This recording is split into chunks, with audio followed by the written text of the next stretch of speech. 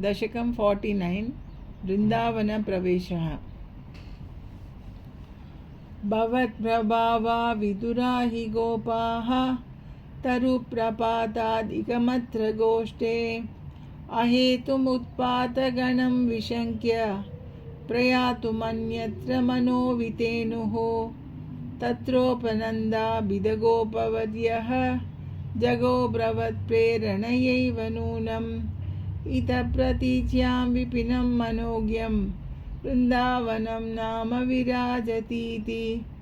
बृहद्वनं तत् खलु नन्दमुख्याः विदाय गौष्ठीनमतक्षणेन त्वदन्वितत्वज्जननी निविष्टगरिष्ठयानानुगता विचेलुः।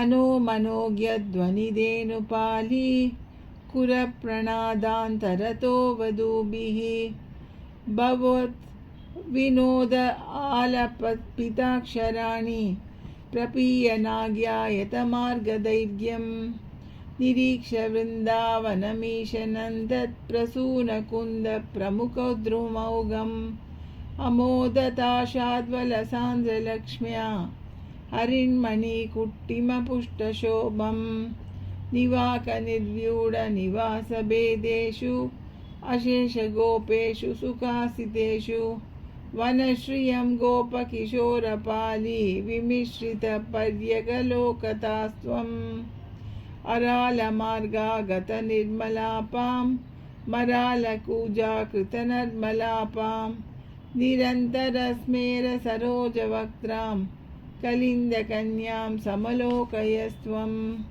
मयूरकेकाशतलोभनीयं मयूखमालाशबलं मणीनां विरिञ्च लोकस्पृशमुच्चशृङ्गैः गिरिं च गोवर्धनमैक्षतास्त्वं।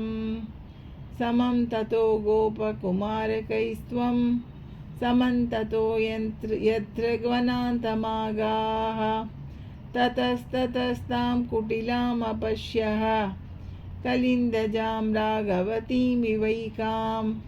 तथा विदेस्मिन् विपिने पशव्ये समुत्सुको वत्सगणप्रचारे चरन् स रामोतकुमारकैस्त्वं समीरगेहाधिपपाहि रोगात्।